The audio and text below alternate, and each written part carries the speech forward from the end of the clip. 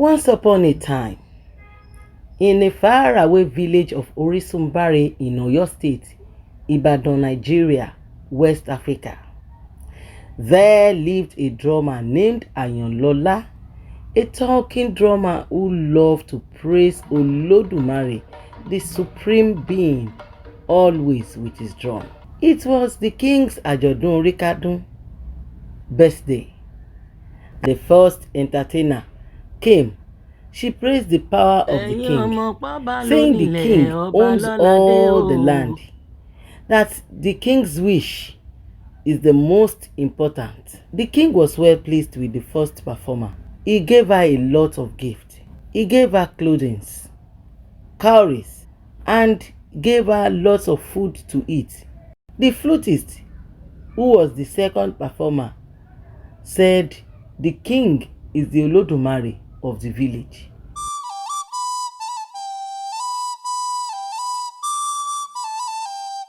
The king became so elated, he was so happy, and he began to see himself as Olodumare of the village.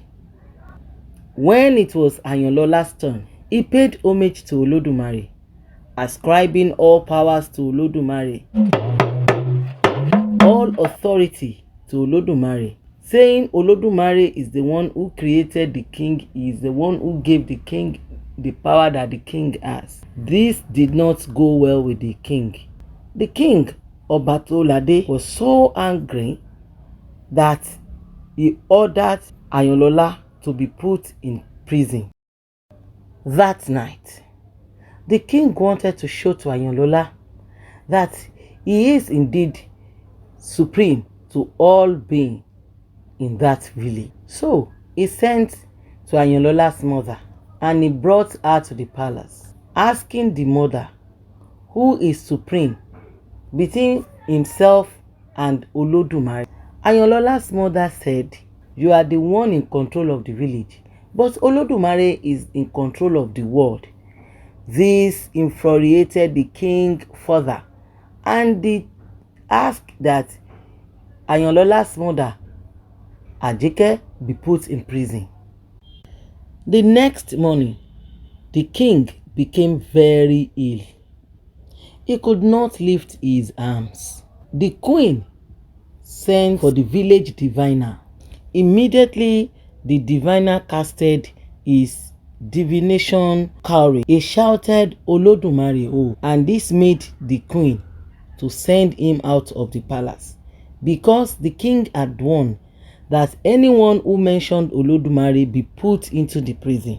Throughout that day, they did all they could, but the king's health is getting worse by the hour, and the villagers began to whisper amongst themselves what could be the cause of the king's strange illness.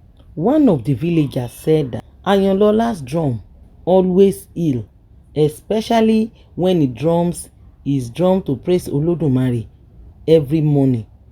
But he himself did not know that.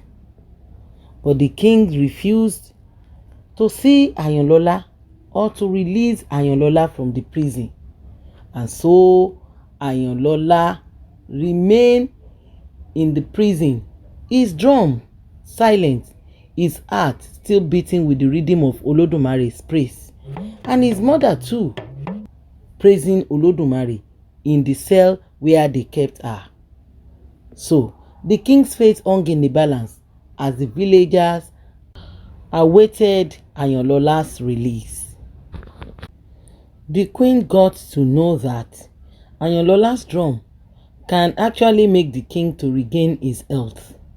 She told the king, and the king ordered that Ayanlola be brought to the palace the next day, that if his drum could not heal him, the king, Ayanlola will be beheaded before the whole village, and his mother will be put into the evil forest. Next morning, in the king's chamber, two chiefs sat with Kabiyesi, the king, and they ordered that Ayanlola be given a drum. Just then, Ayanlola's mother began to praise Olodumare, Ọba Àjíkí, Ọba Àjígẹ̀, ọba lórí ayé gbogbo, Olódùmarè, ọba àkìkìtúnkì, àpèpètúnpè, oníkíkẹ́ àkìkì tán, ọba tó ju ọba lọ. Then Ayanlola began drumming.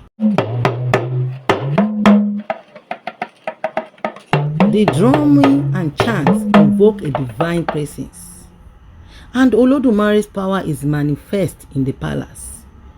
The king begins to feel the weight of his arrogance. He began to tremble and realizes his mistakes. The chiefs and villagers, inspired by Ayanlola's courage, join in the praise and worship of Olodumare, creating a spontaneous and joyful celebration. And so the king told everybody in the village that Olodumare reigns supreme